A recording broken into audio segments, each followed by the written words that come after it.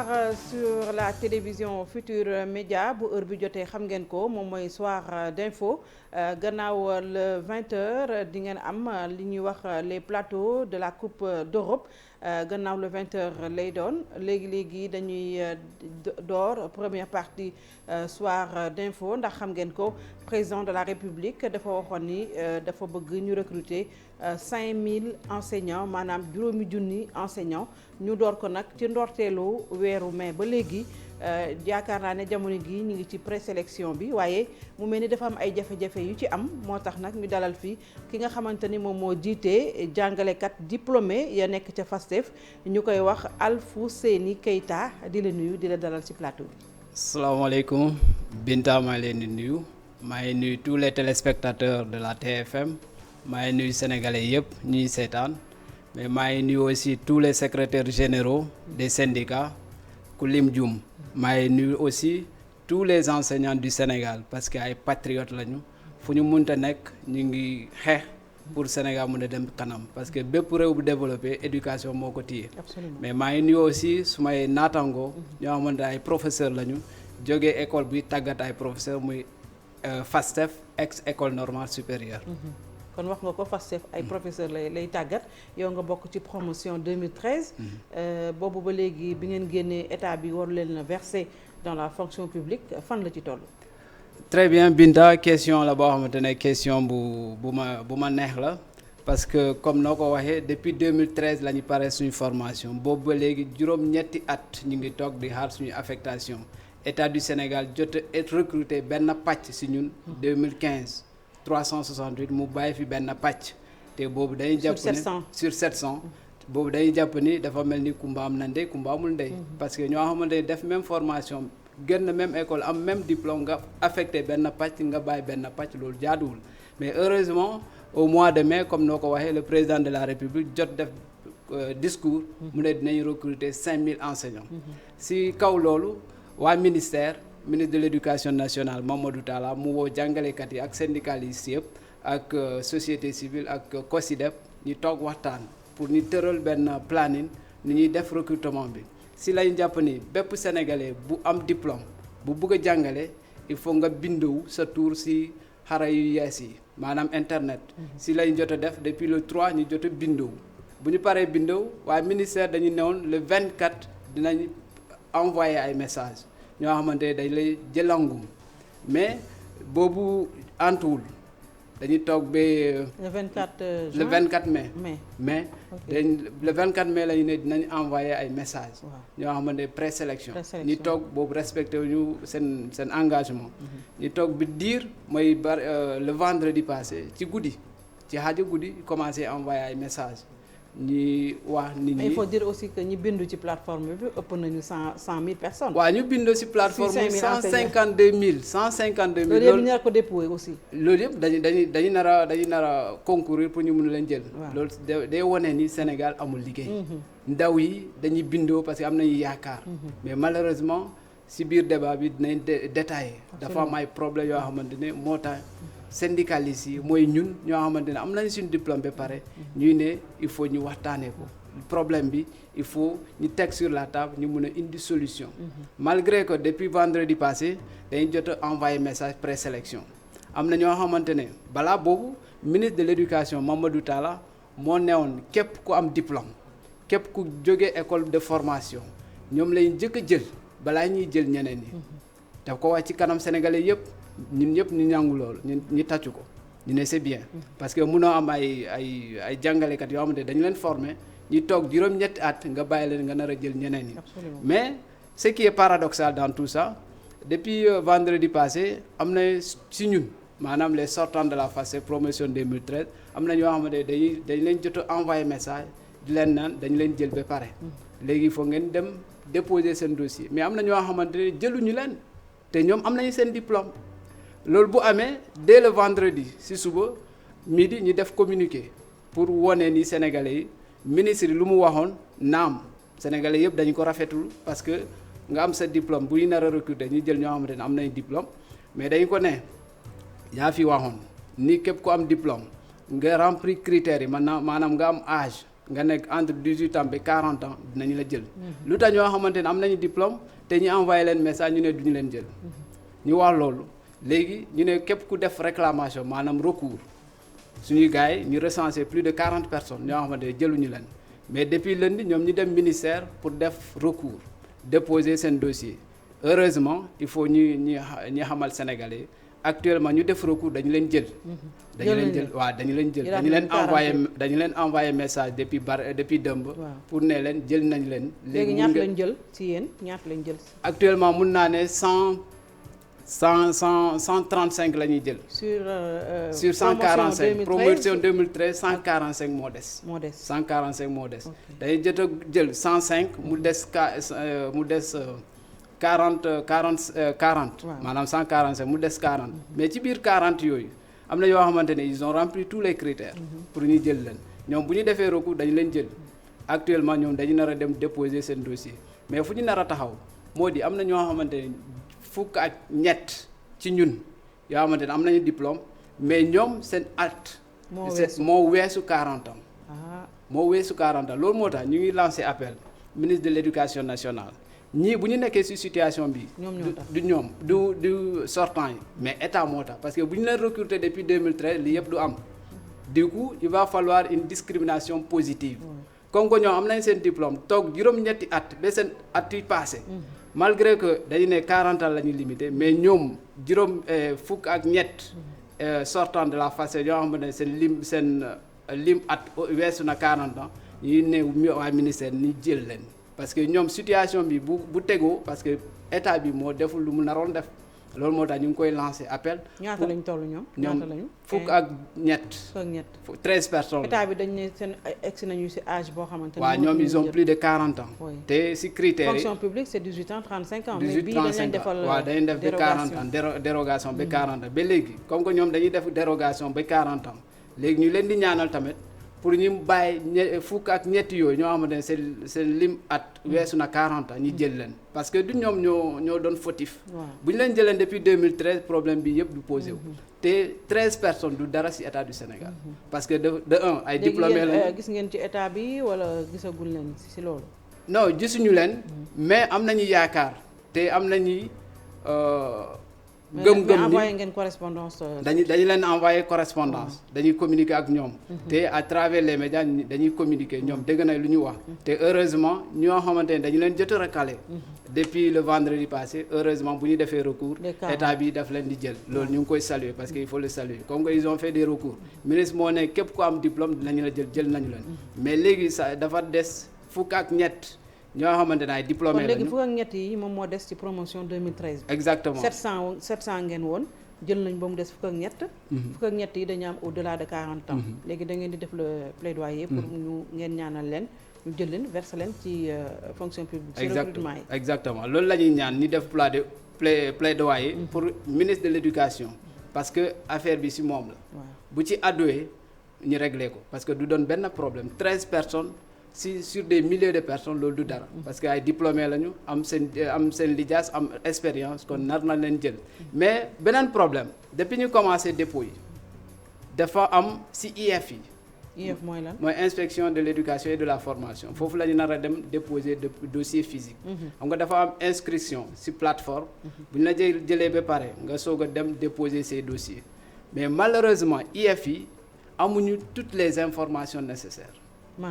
maanaam ñoom normalement bu ñu defee sélection ba pare dañu nar a envoyer liste yi yoo xamante ne dañu leen sélectionné ñi envoyé leen ci IEF yi pour ñoom ñi xam ne boo demee déposer bu ñu xoolee sa tour ñu gis ko ñu nangu sa dossier mais malheureusement am na yeneen IEF yoo xamante ne amaguñu liste alors que am na suñu moroom ñoo xamante ne dañuy déplacé wu depuis Dakar dem fépp IEF yi pour déposer tout récemment barki demba le lundi am na suma benn naataango bu jógee Dakar dem ba Ziguinchor pour déposer dafa déposer le lundi fekkee waa IEF Ziguinchor amuñu liste le mardi ñu jotee liste ñu annulé dépôt bi te kooku dafa ñëw déplacé encore ba Dakar loolu yëpp dafa nar a manque d'organisation te éducation dafa sérieuse lépp lu ñu nar a def dañ ko nar a teg ci ay charte yu leer ñu bañ a am ay yakamti dañ ko nar a organiser parce que instant bi ni koo xamante ne newul di liggéey nga toog juróom-ñetti at nga nar a déposer Vélingara wala Ziguinchor nga def say mën-mën sa parent jox la xaalis pour nga passe dem ba Ziguinchor dem pour déposer nit ñi ne la liste bi egg seegul fii xam nga loolu rafetul loolu moo tax ñuy ñaan waa ministère ñi gën na lëkkaloo ak IEF yi ñu envoyé toutes les listes des présélectionnés si IEF yi comme ça liggéey bi mën a yomb. envoyé ko par le digital wala il faut que ñu yónnee le dossier. non ñoom waa ministère dinañu envoyer les listes présélectionnées par le digital par un lien. waa IEF yi bu ñu ko jotee plateforme waa IEF bu ñu ko jotee boo demee pour déposer ñoom dañuy xool si plateforme bu ñu gisee sa tour ñu enregistré sa dossier nga dem. mais am na yeneen IEF ñoo xamante ne. gisuñu ko ci plateforme bi am na ñoo xamante ni dañuy dawal compréhension yéexte la du côté du ministère. waaw yéexte la si côté ministère parce que boo demee si IEF yi dañuy ne waa ministère yónnagul plateforme. alors que kon dañu nangu jël sa document sa dossier. am na ñoo xamante ne du ñu ko jël. am na ñoo xamante ne du ñu ko jël mais am na yeneen IEF yoo xamante ne dañuy dawal compréhension dañuy jël sa dossier jël ses références yi ñu teg si dossier bi en attendant lien bi ñëw. mais am na ñoo xamante ne ils sont catégoriques du ñuy jël dossier. te imagine ku déplacé. Dakar mais léegi ki nga xam ne dafa bëgg a postuler par exemple def na ko à travers la plateforme est-ce que après buy yóbbu dossier am dafa war a dem ci dëkk fa mu dëkk wala fu mu demander affectation pour déposer ko ci benn IEF bu nekk à l'intérieur du pays mun ñu ko centraliser au niveau de Dakar wala. waa ministère loolu la ñu wax ñu ne pour yombal dépôt bi parce que bu ñu nee à Dakar. ku nekk Fongolemi wala ku nekk Kédougou dafa nar a déplacer ñëw ba si Dakar loolu moo tax ñu ne ku nekk nga choisir IEF bu nga bëgg a déposer bu ñu la présélectionné léegi IEF bi nga choisir foofu ngay déposer mais entre temps am na ñoo xamante ne dañuy choisir Ziguinchor mais ñu ngi fii Dakar léegi bu ñu jëlee seen tour bu ñu leen ne dañu leen présélectionné ñoom dañuy def déplacement dem déposer mais si déplacement boobu bu ñu demee pour déposer léeg-léeg dañuy am problème ak IEF yi parce que IEF yi dañu leen ne jotuñu lien bi il faut ngeen xaar ba lien bi ñëw am na ñoo xamante ne dañuy enregistrer dossier ba par après ñu annuler ñu ne lien bi muy soog a ñëw il faut ñu annuler imaginez ku déposer dëmb mu nar a ñëw Dakar mu ñëw ba pare ñu ne ko dañu ko annuler xam nga loolu problème te encore délai bu ñu joxee waa ministère dañu ne du 21 au 28 pour le dépôt physique nga yóbbu sa dossier mais am na ñoo xamante ne 28 ça reste quelques jours c'est le lundi am na ñoo xamante ne dañu leen di recaler première présélection ñoom ñu ngi jot message dëmb boo ne le 28 dëmb le 28 c'est tout prêt. dañu leen recaler pour complément de dossier wala lan. non dañu leen recaler parce que ñoom dañu leen recaler d'après explication ministère dañu ne soit ça sera c'est dû à un problème technique si seen plateforme dafa am ay problème il faut le reconnaître dafa am ay problème parce que si ñun am na ñoo xamante ne dañu leen jël dañu leen jëkk envoyé message Alfousseyni Diallo dañ ko envoyé message à 1h du matin ñu xaar ba 9h ñu envoyé premier message dañ ko ne dañu la jël deuxième message 9h ñu envoyé encore message ñu ne jëluñu la. ban moo ci le bon message. le bon message mooy premier bi. parce que dañ ko jël. heureusement mais am nga loolu ku toog juróom-ñetti at. boo ko envoyé message boobu c'est problème la da nga koy déstabiliser. te ministère ils ont toutes les ressources nécessaires pour mun a organiser pour loolu bañ a am. parce que toogaay bi dafa yàgg. toogaay bi dafa yàgg. alors yéen waa promotion 2013 jël nañ leen ba mu des une dizaine je pense. yeneen promotion yi nag 2015 am na 2000 ak ban 2000. 2014 y a d'autres promotions. oui y a d'autres ñooñu jël nañ leen. y a d'autres promotions mais ñun bu ñuy wax promotion 2013 si 2013 am na ay promotion 2014. waaw am na ay promotion 2015 ñooñu nag est-ce que bokk nañ ñoom yëpp dañuy jël. dañu leen jël lu des mooy 13 personnes ñoo xamante ne seen at passé na 40 ans mais ñooñu bu ñu nekkee ci situation bi du seen coobare. parce que toog bi moo yàgg. loolu moo tax ministre bi dafa nar a dawal. discrimination positive mu jël leen de telle sorte que ñoom ñu mun a dem jàngale ji parce que ñoom Sénégal moo leen ñor xam nga koo xamante ne bëggul métier bi doo toog juróom-ñetti at pour xaar benn affaire te jàngale mooy mais 5000 enseignants yi yéen par exemple duñ jël ci yéen matul 1000 je pense mat na 1000 matul 1000 à ma connaissance mais ñi des ñëpp fa ana fu ñu leen di jëlee parce que j'ai lu quelque part le directeur de cabinet ou le directeur des ressources humaines du ministère de l'éducation nationale di wax ni enseignants diplômés yi la ñuy jël maanaam yéen la ñuy njëkk a privilégié mais duñ jël les enseignants yi nga xamante ni élèves lañu enseignant élève moom mooy ñan. non cela veut dire bu ñuy tëral critère en priorité mooy diplômé yi diplômé yi jógee ay école de formation fii booy ne école de formation dafa bëri école de formation mais am na école de formation yoo xamante ne c'est étatique maanaam FASTEF ci la bokk UGB Saint-Louis ci la bokk CNES de Thiès ci la bokk mais am na yeneen école de formation yoo xamante ñuy yëngu si ñooñu jël nañ leen ay UGB ak ñoom à ma connaissance jël nañ leen mais ñoom tamit dafa am ay rëkk-rëkk il a fallu ñu def réclamation ñu def recours pour ñu mun leen jël mais am na yeneen école de formation yoo xamante ne ay diplôme jàngalekat la ñuy joxe ñooñu tamit dañu ne boo amee diplôme boo xamante ne si jàngalekat bi si jàngale bi la dinañ leen jël mais première option moo ñoo xamante ne dañu am diplôme professionnel ci école étatique bu ñu leen jëlee ba pare ñu soog a jël ñoo xamante ne am nañu diplôme mais jógewuñu ci école de formation étatique mais école de formation privée maanaam am na yeneen école de formation privée yoo xamante ne ci côté éducation lay yëngu loolu bokk na ci critère FASTEF sax am na privé non waaw FASTEF am na privé mais léegi amatul privé loolu premier critère la deuxième critère ñu ne il faut nga am ancienneté maanaam il faut nga yàgg ci métier bi am na ñoo xamante ne ñu ngi jàngale depuis fukki at juróom fukki ñaar fukki at mais amuñu diplôme mais loolu bu fekkee ne yow yaa ngi ci benn métier fukki at buñ nar a tànn moo gën ñu jël la même bu fekkee ne amoo diplôme professionnel par rapport koo xamante ne amul benn diplôme am nga expérience tamit mais am na ñoo xamante ne tamit dañu ne boo amee 18 ans ba 40 ans boo amee diplôme à partir du bac mën nañ la jël ay critères la ñuy teg les critères yooyu critère bu nekk dafa am quota bu ñu ko adossé waaw am na ñu jël kon à partir ñooñu ñooy les enseignants élèves élèves boobu CREM boobu dañuy passer le concours CREM maanaam concours pour jàngale ci élémentaire ci élémentaire loolu bac ngay am ak lan plus da nga mun nga am bac mun nga am licence mun nga am maîtrise ça dépend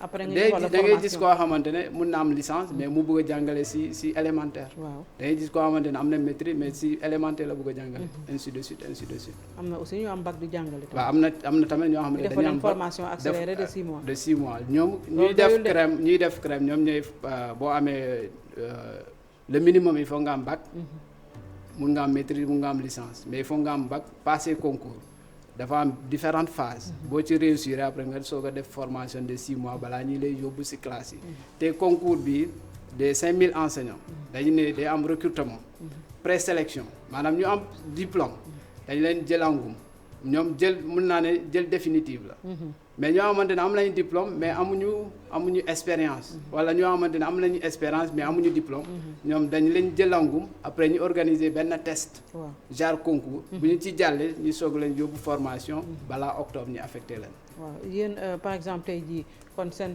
naqar jeex na jël nañ leen kay loolu ngeen doon wut non waaw suñu naqar mën naa ne jeex na mais jeexul parce que comme ni ma la ko waxee dafa des 13 personnes te même bu fee ne benn nit moo des ci sortant FASTEF loolu mun naa ne le combat n'est pas gagné parce que depuis 8 ans ñun ñoo cheminé ensemble kon bu naree affectation nañu leen affecté ñëpp parce que sànq nee naa la 2013 dañuy jot a jël 2015 dañuy jot a jël benn parti ñu bàyyi fi benn parti en 2021 bu ñu nar a jël benn parti bàyyi fi beneen parti loolu métti na vraiment ça fait 8 ans mais lan moo tax muy yàgg noonu ba foo ne boo jàngee rek dañ la war a parce que lire naa aussi ñu ne que ne chaque année ñoom ministère dañuy demander un quota de plus de 4000 de près de 4000 enseignants à l'État ñu leen koy jox ñoo xam ne dañ leen di verser dans le secondaire comme vous les professeurs dans le préscolaire ak ñoo xamante ne dans le système arabe dañ leen di recruter aussi waaw xanaa boobu temps bu fekkoon jaarale nañ ko woon ci yoon normalement war leen woon chômer ba heure bi mais lim bu ñu wax 4000 ko xam système éducatif même 5000 enseignants et recrutement spécial bu ñu wax 5000 enseignants du faj soxla bu am ci jàngalekat ci jàngale mi parce que actuellement le système y a un manque criard manque bu nekk ci système éducatif dafa jékki dayoo bu ñu jëlee même 1000 sax dañuy régler problème à moitié mais du mën a régler wu carrément surtout boo nee da ngay jël 4000 yooyu boo leen répartir ci l'élémentaire. mais chaque année boo jëlee kay xanaa bu yàggee dina baax. waaw mais ñooñu. mais est-ce que on recrute ñi ñu war a recruter c'est ça le problème. c'est ça la question fondamentale. c'est ça la grande question est-ce que bu fekkente ne dañ fi bàyyi ñi nga am diplôme dem di jël le personnel politique il faut le dire. parce que ñu ci bari aussi dañuy am ay quotas. di dugal seen ay militants. pour ñu dem jàngale ji bu fekkente ne loolu la donc système de recrutement bi ça va poser problème. loolu moo tax chaque fois ñuy syndicalistes yi ñu ngi wax ni ñu gën a organiser wu. recrutement bi parce que recruter pour recruter du recrutement. absolument da nga nar a recruter ñoo xamante ne ils ont rempli tous les critères mais recrutement bi tamit nga teg ko ci yoon. parce que boo nee damay recruter recrutement bi tegoo ko ci yoon kenn mënu xam parce que actuellement liste bi mooy diplôme comment dire recrutement 5000 enseignants yi. waaw publié wuñu liste bi. xamuñu kan lañu jël xamuñu kan la ñuy jël. ñu ngi ci présélection oui ñu ngi ci présélection mais ñoom ñooy ne transparence ñoom ñooy ne transparence. da ngeen bëggoon ñu publicité la mais normalement man dañu nar a xam diw jël nañu ko diw jëluñu ko. loolu mooy transparence lépp dafa nar a leer. ñu ne xamagu leen ci dara xamuñu à part les messages yu ñu à part les messages ñu envoyé le message léeg-léeg ñu envoyé le message nga jot ñu ne la sélectionné beneen bi ñu ne la tu n'es pas sélectionné xam nga loolu ça pose problème. doo xam koy laaj boo demee au niveau des IEF ñoom tamit ñu leen ne waa ministère yónni ñu lien bi léegi doo xam si à quel sens se vouer loolu ça pose problème comme ni ma la ko waxee éducation dafa sérieuse lépp lu ñu ciy nar a def dañu ko nar a teg si ay chartes yu leer parce que éducation moo yore réew mi bépp réew bu bëgg a développer il faut nga miser sur un bon système éducatif te jàngalekat yi loolu la ñu soxla ñun yoo xam ne toog nañu 8 ans bu fekkente ne du bëgguñu suñu réew duñu ko def on peut être tenté par d'autres choses par plusieurs fléaux mais defuñu ko malheureusement am nañ suñu yeneen morom yoo xamante ne dañuy tenté immigration am nañu dee Maroc am nañu dee. waaw mais yéen ñi par exemple depuis 2013 xanaa toogu leen rek di xoole est-ce que yéen a ngi ci privé bi. am na ñoo xamante ne est-ce que ñëpp am nañu possibilité am liggéey ci privé bi. ñëpp amuñu possibilité parce que waa privé am nay privé yoo xamante ne tamit ils sont un peu réticents par rapport diplômés yi. parce que yow waaw parce que yow boo amee sa diplôme nga dem si privé par exemple ñoom bu ñu nar a fay ay prix forfaitaire ou bien ay prix 2000 ou bien 1500 à l'heure am nga loolu c'est pas dañuy préférer jël ñoo xamante ne amuñu diplôme. ça pose problème. nga nar a parce que école normale école normale du former ay chômeurs. képp ku dugg école normale li ngay jëkk a xalaat maanaam bu ma paree suma formation est-ce que duñ ma yóbbu foo xamante ne dafa sori. par exemple ñu yóbbu la Fouta ou bien ñu yóbbu la Fongolimbi. c'est un problème yéen tam. non loolu ñun on n'a pas ce problème là parce que man demee ne chaque fois un enseignant c'est un soldat. Ah oui. il doit répondre partout quand son pays l'a besoin. boo sa réew bu la soxlee fépp fu la mënta soxla dañ ci nar a dem ñun amuñu problème boobu. amuñu problème fu ñu mënta yóbbu moom on est prêt à partir. parce que Sénégal moo ñu yor éducation moo ñu yor. mais 5000 enseignants yi fan la leen di yóbbu yéen même pas les 5000 mais ñi nga xamante ni dañ leen war a recruter. mais tout de suite dañ leen di yóbbu à l'intérieur du pays. waaw dañ ñu yóbbu à l'intérieur du pays. te ñun amuñu problème boobu. nee naa la fépp fu ñu yóbbu. moom ku nekk fa nga dëkk daal bu la ñu fa yóbboo. wala fu ñu la mën a yóbbu rek da ngeen di nangu. xam nga ñoom instant bi dañ la ne ku nekk mun nga choisir IF bi nga bëgg a déposer. mais loolu ça ne veut pas dire boo déposer IF de Dakar foofu la ñu lay yóbbu. mun nga choisir IF de Dakar ñu yóbbu la Kédougou mun nga choisir IF de Dakar ñu yóbbu la région de Ziguinchor si benn village bu ñu nee Fanda. wala Añaak. xam nga loolu ñun amuñu problème boobu fu ñu mënta yóbbu moo on est prêt à partir. lan mooy sa dernier mot. suma dernier mot maanaam maa ngi lay sant di la gërëm. di nuyu téléspectateurs encore une fois di lancer un appel solennel au ministre de l'éducation nationale les sortants de la FASTEF ñoo xamante ne seen at weesu na 40 ans ñu ngi lay ñaan ngir yàlla. nga jàpp si parce que ils sont un nombre de 13 personnes. te attente bi dafa yàgg toogaay bi dafa yàgg dafa métti. te ñoom ay soutien de famille lañu. normalement critère bi dañ leen nar a jël nu mu gën a gaawee comme seen morom parce que instant bi ñu ngi ci inquiétude. nit ñi ñu ngi may woo fu ne. pour laaj ma foo leen toll ci dossier bi loolu moo tax nañu leen enrôler. 13 personnes du dara ci état du Sénégal. parce que nu ñu toogee dafa yàgg. te am nañu seen diplôme. am nañu expérience nañu leen jël. le ministre dina leen déglu quand même 13 personnes vraiment du dara te dañoo toog lu yàgg di xaar gouvernement mu verser leen dans la fonction publique kon bu retard amee du ci ñoom yaakaar naa ne balaa ngeen di wuti feneen ñoo xamante ne amuñu diplôme ñi ko am ba pare yaakaar naa ne ñoom ñoo war a nekk priorité comme ni ko ministre bi diggee woon ci 5000 enseignants à recruter yi président de la République waxoon di leen gërëm bu baax di la gërëm Alseyni Keita di dem publicité dellu si waat ci plateau bi.